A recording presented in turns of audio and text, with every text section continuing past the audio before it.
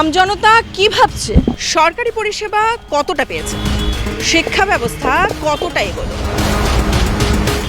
আপনাদের কথাই আমরা তুলে ধরবো, আমরাই দেখাবো ভোট জনতায়।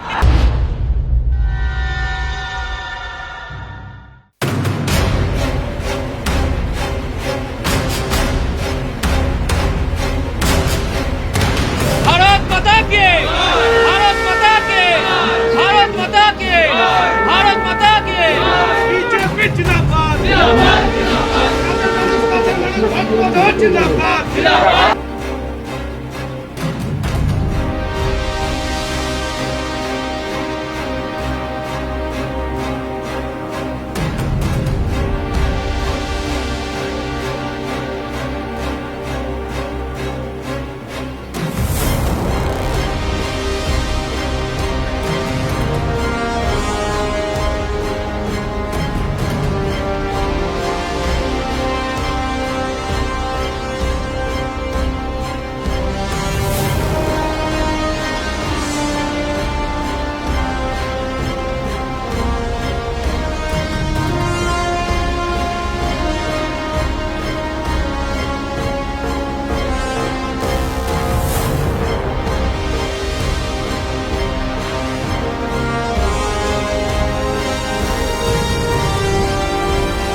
চরক স্কয়ার হসপিটাল সুস্থতার একমাত্র ভরসা। 79 পঞ্চাননতলা, চালতিয়া, বহরমপুর, মুর্শিদাবাদ। খুব ভালো, খুব ভালো। মানুষ এই অপশাসনকে দূর করার জন্য মুখিয়ে আছে। এই যে বেলডাঙায় কিছুদিন আগে একটা হিন্দু আর মুসলিম সম্প্রদায় বিভেদ তৈরি হয়ে যে একটা এরকম পরিস্থিতি তৈরি হলো, কি মনে হয় যে না, এটা আপনার আমি বলি, এটা ওই এনএইচ অবরোধ কি অমুক ওইগুলোকে মুসলমান হিন্দু সাম্প্রদায়িকভাবে চিহ্নিত করেন না। এটা হয়েছে, তার যারা দায়ী তারা শাস্তি পাক, কিন্তু বহু নির্দোষ ধরা পড়ে আছে, তাদেরকে ছেড়ে দেওয়ার ব্যবস্থা হোক। এটা ধরুন এনএইচে অবরোধ করলো, কোথাকার রাজনৈতিক খেলা, ভোটের সময় এগুলো রাজনৈতিক খেলা। দিদিমণি আমাদের যেভাবে মিটিংয়ে মিছিলে বলছেন, সৃষ্টি করছেন তো উনি এই দাঙ্গা। প্রতিটা কথা দেখুন, একটা মুখ্যমন্ত্রীর মুখ দিয়ে গালাগালি বেরোচ্ছে, এটা তো কল্পনা করা যায় না। আমি তো ভাবতেই পারছি না এরকম রাজনীতিতে এইরকম হতে পারে, এইরকম বক্তব্য রাখা যায়, এটা আমার ধারণার বাইরে। এই যে এসআইআর নিয়ে কেন্দ্র সরকারকে দোষী করা হচ্ছে, তার জন্য অনেক ভোটার কাটা যাচ্ছে বলে বিন্দুমাত্র কেন্দ্রীয় সরকার দোষী নয়। মমতা ব্যানার্জি আমাদের মুখ্যমন্ত্রী ভেবেছিলেন যে আমি এসআইআরটাই গন্ডগোল করে এবং তার সব অফিসার, তার সেই অফিসারদের দিয়ে এমনভাবে করিয়েছেন যাতে সব খারাপ হয়ে যায় এবং গন্ডগোল সৃষ্টি হয়, এটা বন্ধ হয়ে যায়। কিন্তু ওনার বাড়া ভাতে ছাই পড়েছে, উনি সেটা করতে পারেননি, এখন মাথা খারাপ হয়ে গেছে করতে না পারায়। বেলডাঙ্গার আপনি যদি প্রার্থী হয়ে নির্বাচিত হয়েছে, যদি জয়ী হন, বেলডাঙ্গাকে কেমন ভাবে দেখতে চাইছেন? একদম বেলডাঙ্গার সামগ্রিক সমস্যা, বেসিক সমস্যাগুলোকে আমাকে দূর করতে হবে আগে। এগুলো ঠিক শহর নয়, গ্রামীণ শহর, বহু রকম রাস্তাঘাটের সমস্যা আছে। পরিযায়ী শ্রমিক যারা বাইরে যায়, এখানে দেখছেন আমরা র্যালি করছি, বেটা ছেলে নেই, সব বাইরে খাটতে গেছে। এরা যেন শান্তিতে তাদের কাজ করে রোজগারটা বাড়িতে পাঠাতে পারে, এটা আমাকে দেখতে হবে। নিগৃহীত না হয় কোথাও। যারা প্রকৃত বহিরাগত মানে বিদেশি, তাদের জন্য আমাদের ভারতবর্ষে কোনো জায়গা নেই, কোনো দেশেই কোনো জায়গা নেই। আমরা তো ধর্মশালা নয়, কিন্তু যারা এদেশীয়, যেসব মুসলিম, রাষ্ট্রবাদী মুসলিম, স্বাধীনতার সময় থেকে ভারতবর্ষকে তারা বেছে নিয়েছে নিজের দেশ হিসাবে, তারা এখানে থাকবে, তাদের এটা অধিকার। আমরা সেই লোকগুলো যাতে নিগৃহীত না হয়, এটা দেখা আমার অঙ্গীকার। এখনো হাজার হাজার শ্রমিক বাইরে, বিহারে, ইউপিতে, কেরালায়, আসামে, গুজরাটে, মধ্যপ্রদেশে, হরিয়ানায় রয়েছে। কোনো সমস্যা নেই। রং চড়িয়ে বলা হচ্ছে ঠিক নয়। দিদিমণি আমাদের একটা কাজ করুন না, এখানকার কলকারখানা ব্যবসা এমনভাবে বৃদ্ধি করান। এই 15 বছর সময় পেয়েছিলেন, তাহলে তো এই পরিযায়ী শ্রমিকের বাইরে যেতে হতো না। আগে তো বাইরেকার শ্রমিক বাংলায় আসতো, আর আজ বাংলার শ্রমিকরা সব বাইরে চলে যাচ্ছে। কারণ কি? এখানে কিছু নেই, রোজগারের কোনো জায়গা নেই। এটা এই 15 বছর, প্রথমে 34 বছরের বাম শাসন, তারপরে এই 15 বছরের দিদিমণির শাসনে, টিএমসির শাসনে আমাদের বাংলাকে শ্মশান করে দিয়েছে। কোনো কিচ্ছু নেই, রোজগারের জায়গা। কোথায় যাবে বলুন তো?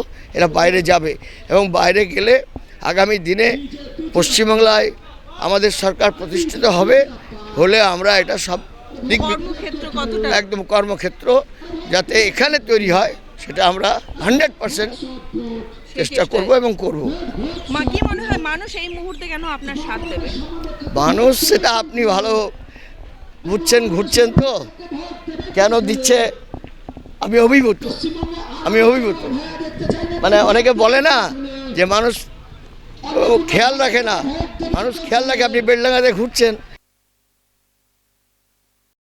সম্পর্কে যে ভীতির পরিবেশ, এটা দূর করবই, এটা আমার অঙ্গীকার। भारत माता के, भारत माता के, भारत माता के, भारत माता के, बीजेपी जिंदाबाद,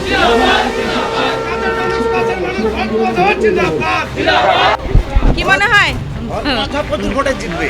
আমাদের এই গ্রামে একদম প্রচুর ভোটে জিতবে, কারণ আমরা অনেক দিন থেকেই আমরা এখানে লাঞ্ছিত বঞ্চিত হয়ে আছি। কারণ আমরা চাই বিজেপি সরকার আসুক, আর এই অত্যাচারী সরকার আমরা চাইছি না। আপনারা তো জানেন কিছুদিন আগে আমাদের বহরমপুরে আমাদের এক তৃণমূল নেতা তিনি ধমকানি চমকানি দিয়েছে। তাই আমরা বলতে চাই ওই ধমকানি চমকানিকে আর ভয় পাই না আমরা।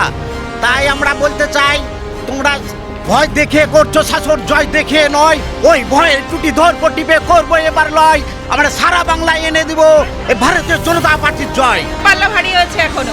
ভালো ভালো। কি দেখে মনে হচ্ছে? হ্যাঁ, মানুষ দেখে, লোকজন দেখে কাজকর্ম কতটা করেছে? ভালো করেছে। ভালো কাজ করেছে। হবে, জিতবে। কে জিতবে বলে মনে হয়? আর যারা আসছে তারাই জিতবে। এখন ভরত ঝড় র্যালি চলছে। আচ্ছা, হ্যাঁ, সেই জিতবে। এই জিতবে। হ্যাঁ, আপনাদের কি দাবি ওনার কাছ থেকে? দাবি মেলা আগে জিতুক, আগে জিতবে। তারপরে দাবি হবে। চাইছি তো বিজেপি জিতুক, বিজেপি জিতলেই দেশের ভালো। এখন তো দেখা যাচ্ছে বিজেপি বলাই ভারী।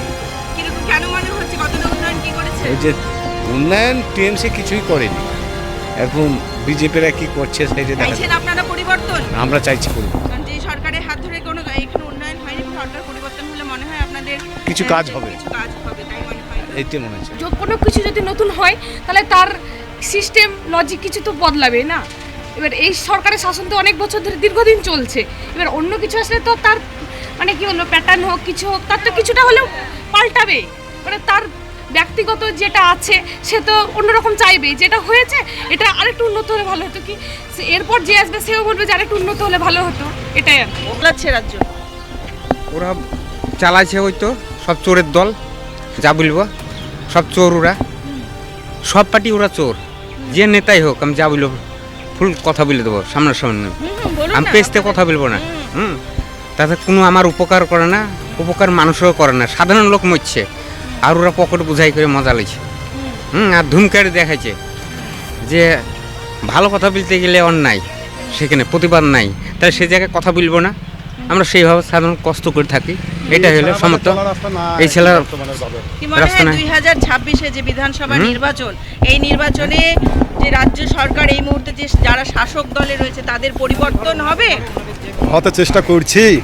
হ্যাঁ, যে আমরা রাস্তাঘাটে যেন ফুলভাবে মানে শান্তিভাবে আমরা বসবাস করতে পারি। হ্যাঁ, যেন বসবাস করতে পারি, আমাদের মানে কোনো যেন নির্যাতন না হয়, এইটুকুন আমরা চাই। ভোট সেটাই চাইবো, পরিবেশটা যেন শান্ত হ্যাঁ, থাকে, ভালো থাকে। এই জায়গার উন্নয়ন চাই। হ্যাঁ, রাস্তাঘাট ভালো, রাস্তাঘাটে মানুষ চলতে পারছে না, চলাফেরা করা, হ্যাঁ, সেই সমস্যা, সেই সবগুলো। তাছাড়া বাকি তো দেখলাম অন্য প্রার্থী, আমরা নতুন করে আমরা চাই এই যে এই প্রার্থীটা যেন আমাদের নিয়ে এসে কি সুখ সুবিধা পায়, কি ভালো থাকি, সেইরকমভাবে আমরা ব্যবস্থা চাই সেইটা।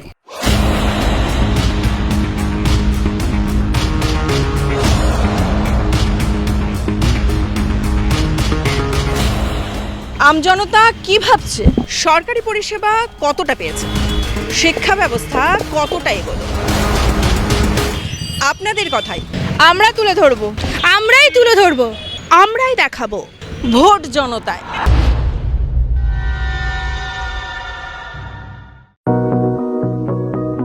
চরক স্কয়ার হসপিটাল সুস্থতার একমাত্র ভরসা। জেলায় প্রথম একই ছাদের তলায় সমস্ত অত্যাধুনিক উন্নত মানের চিকিৎসা পরিষেবা, উন্নত মানের IPD, ICU, CCU, NICU, PICU, dialysis, 7টি modular OT, orthopaedic, paediatric, urology, gynaecology, 24 ঘন্টা অভিজ্ঞ চিকিৎসক। এছাড়াও জেলায় প্রথম ক্যাথল্যাব, সিমেন্স, আর্টিসান, এক্স মেশিনের পরিষেবা থাকছে চরক স্কয়ার হসপিটালে। 24 ঘন্টা private blood bank, MRI, CT scan, digital x-ray, cath ল্যাবের পরিষেবা। ওপিডিতে বসছেন বিশিষ্ট চিকিৎসকেরা। রয়েছে স্বাস্থ্যসাথী কার্ডে চিকিৎসার সুব্যবস্থা। চরক স্কয়ার হসপিটাল, 79 পঞ্চানন তলা, চালতিয়া, বহরমপুর, মুর্শিদাবাদ।